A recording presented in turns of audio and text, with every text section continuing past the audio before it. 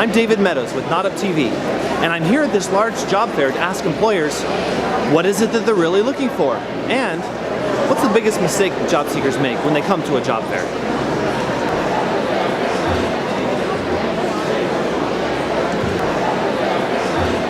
I think when they show up well-dressed and they can really communicate what they're looking for, that's a great candidate for us to see. Well, with Edward Jones, what we're looking for is an eager attitude, wanting to make changes and tackle things head on.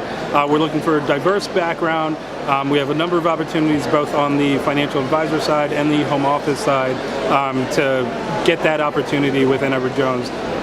So really what we're looking for is eagerness and a drive to learn. I am looking for someone who can make eye contact with me, who's friendly, who smiles, who's ready to get to work, and who's excited about coming to our company to work. We're really looking for great candidates, the ones that are willing to work. Basically, if they have a resume with them and they're good candidates for the job descriptions that we're looking for, we would call them and they would have a job like the next day. You know what we're looking for in job seekers? People that are motivated, that are willing to help the public, that are interested in becoming a part of our growing team. That's what we're looking for in applicants. We're looking for a variety of things. Looking for their education, looking for their skill set. Does it meet our requirements? Is the person going to be personable enough and have the capability to work for a company that's certainly diverse as Intel? Well, we're looking for people who, one, are reliable, two, that are willing to work, and three, somebody who's willing to learn and grow with a company. One of the things that matters the most is a good work ethic. It doesn't matter whether they have the previous experience, it matters if they're willing to learn. I'm basically looking for driven, go-getter, just really good, positive attitude people, so forth. Folks that have potential to grow with the company. In a job candidate, we're looking for the first impression. Professionalism, someone who speaks well, communicates well, engages in conversation. In job seekers, we're looking for people who are engaged as far as personal speaking. We're looking for someone who's passionate about what it is that they're looking for in their career. Of course, because we're Girl Scouts, we want someone who's really excited to work with children. Someone who's excited to work with youth and who's not afraid to make a fool of themselves. Mostly what I look for is someone that's friendly and genuinely interested, just able to stop by and have a conversation. We're looking for people that are motivated to work, motivated to learn, and willing to learn, and have good attitudes and good personalities.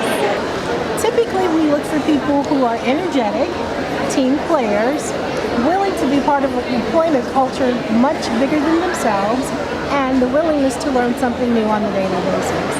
What we're looking for is we're actually looking for values, culture and values. IKEA is built on values, so it's about how do people really show who they are and what are they actually showing on an everyday basis. It's what we want to show to our customers, it's what we want to show to our fellow coworkers.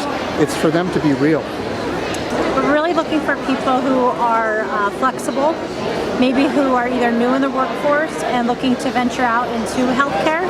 A lot of people have good experience but not flexible enough to learn healthcare, so we're really looking for that flexibility. Primarily what we're looking for here at Farmers, we have more of a focus on your overall appearance, your presentation, your ability to really comprehend in the next couple of minutes, pretty much in a job fair setting, that the opportunity we're looking for, whether it suits you or not. So honesty is important. Not trying to somehow figure out every single aspect of the career all at once, but just being really comfortable with just understanding what we're looking for, your presentation, and being honest with whether that would suit you. So we typically look for candidates with good customer service skills. Of course, a resume is always helpful. Depending on the job, technical expertise, somebody who's definitely committed to the background that they've been pursuing.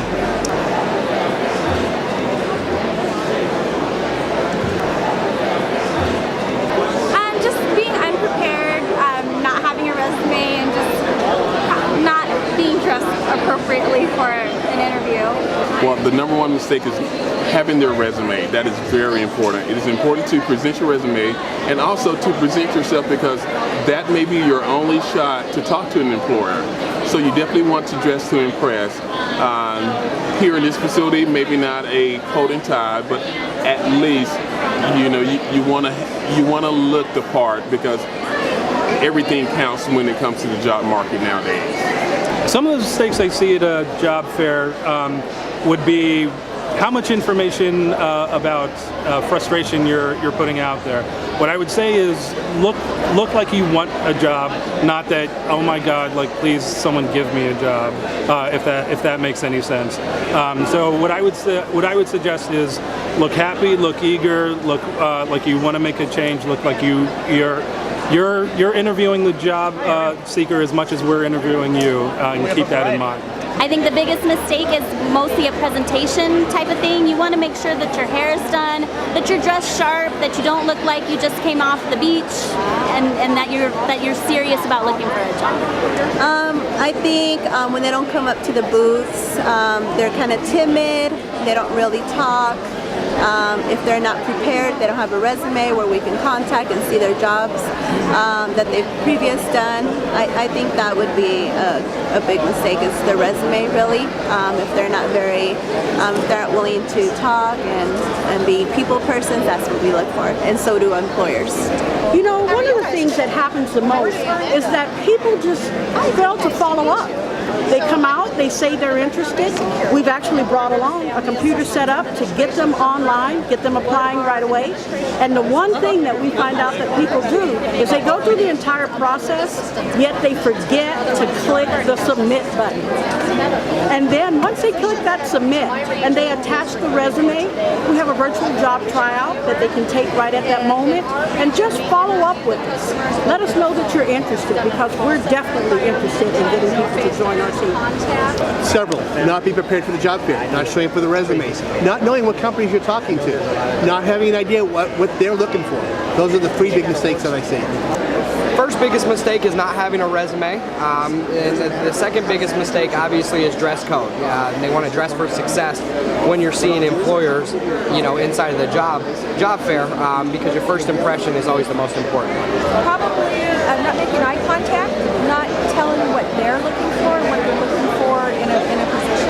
I think one mistake that some job seekers make is, as far as if they have the ability to research on the company before approaching that booth, and understanding what the company does, and really tailoring their resume and some of the questions they ask folks from recruiters about the company and so forth. With some mistakes I see is, and I'm going to be honest, is attire. They're not dressed for success, and being from a conservative company, we look for those conservative people. Coming in and complaining about their current job and what they don't like about it, especially when it really is what our job is that we're going to be offering. The biggest mistake people make when you come to a job fair is not being prepared to fill out an application. A lot of people just want to take information and take it home and then come back, and you lose interest. We lose interest. So come prepared to a job fair with your resume, ready to fill out an application on site and make some things happen. I call it the glance and run. A lot of people will look at you, make eye contact, and then they're like, oh, I don't want to talk to that person. I don't know what that company is. And then they literally run away, and they miss out on a possible opportunity that could be great for them. Thinking that they're sometimes overskilled for the position, or that we don't offer training, and so sometimes that's a hindrance for them, and they don't want to give it an opportunity because they think that you already need to have the experience. Not finding out who's in the room, not making sure that they have their elevator speech together, and really not knowing how to project to an employer are some of the hugest things that we see. Actually not being prepared sometimes, because what people do a lot of the times, they'll come, they're not really sure what they're looking for, but they're kind of just coming in and they're saying, well, I'm open to anything. So it's more about, what are you good at? What experience do you have? What have you done before? How do you actually leverage that into a career that you love? And when you think about how we actually look at people and when we look at values, a lot of the stuff you've done before, it's about what do you really love doing every day. Why not go to a job where you can actually have a great time doing it rather than going to a job, I have a paycheck. I think people go from booth to booth and they really don't have an idea of what they want to do. They just want to talk to every single person and to maybe have a couple areas to focus in on, whether it's customer service, whether it's a certain entry level versus a senior position, to kind of hone in on what they really like and what they don't like. So the biggest mistakes that I see, I think one of the number one areas that I see that they can work on, especially in job fairs, really comes down to their professional dressing. What they're wearing is really important to us because it really kind of gives us a first immediate impression of whether or not we want them working for us. So I think presentation is huge. Not coming in sandals and a beach bucket in your right hand, and really just coming professional and ready to really effectively communicate what it is that you want in the next job. The biggest mistake I see, number one, is not having a resume. Number two is gaps of employment without explanation on your resume.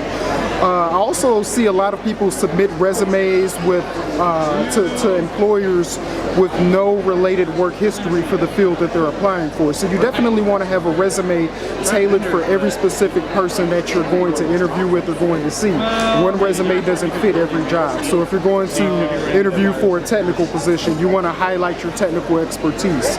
If you're going to interview for a truck driving job, you want to highlight your truck driving expertise. You don't want to have a one resume fits all. It wants to be tailor-made for each employer.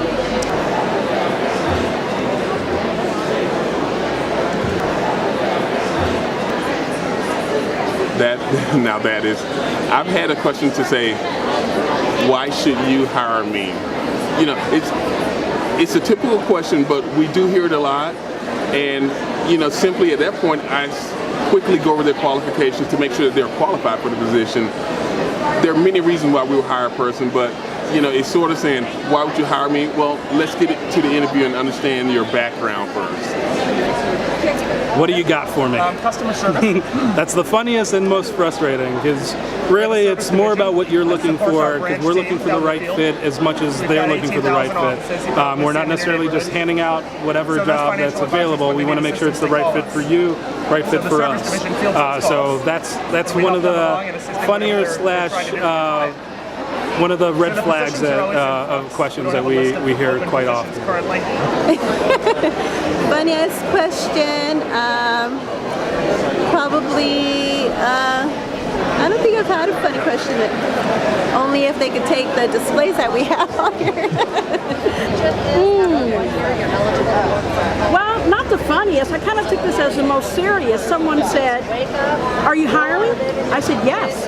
We have hundreds of positions around the state of Arizona." And they said, "When can I start? Can you hire me right now, today?" So I chuckled and they laughed and said, "Seriously, I'm ready today." So what we did is brought them over, had them sit down and apply, and there's another applicant that we're waiting to interview. If I was hired today, how many times can I call off before I'm let go? So that's one of them. Probably the funniest thing we heard today, we had a gentleman that previously worked for our company and was quite upset because he was on his way to work and got a flat tire and was mad because no one would come and pick him up. The funniest question we've been asked is, do they have to pay for the items we have on our job fair table? The funniest question would have to be, so do you have any cookies? And do you have any Girl Scouts? This is gonna sound weird, but a lot of people are like, "Oh, are you hiring?" And a lot of times it's like, "That's why I'm here." I'm Jamie with Wendy's. And what's one of the funniest questions you've been asked at the job fair? A lot of people always want to know if I'm Wendy from, Wendy's, Dave Thomas's daughter, so I get that quite a bit. If I were a casserole, what would I be? Probably the funniest one today. Well, of course, I work for IKEA, so when you actually talk about job fairs, it's always about usually, okay, do I have to build everything? Do I have to do this? And then the funny thing I always say about IKEA is everybody has an IKEA story. So it doesn't matter if you have a good IKEA story or a bad IKEA story, everybody's got an IKEA story. And one of the best things to have on a resume is IKEA because everybody knows it. It's either long lineups on the negative side, or it's like, what a fun place, or the meatballs. There's tons of different things that kind of come up. You know, a lot of people, we're a children's facility, so a lot of people will ask if we have labor and delivery, or they'll ask if, you know, if we see adults, or, you know, if they can work on our adult floor, and our name clearly states Phoenix Children, so they should know who they're talking to. So it's kind of funny. All right. Funniest question. I think with farmers, the funniest question I have been asked, if I could sum it up, probably be whether or not they're going to get paid. It's obviously becoming or working for any employer or any business, you're going to make a living, or otherwise it's not a job, it's charity. So, well, there you have it, straight from the mouth of the recruiters at the job fair. Hopefully it gave you a little bit of insight of how to better prepare at the job fair. This is Dave Meadows from NAWDPtv. Make sure you subscribe, and catch you next time.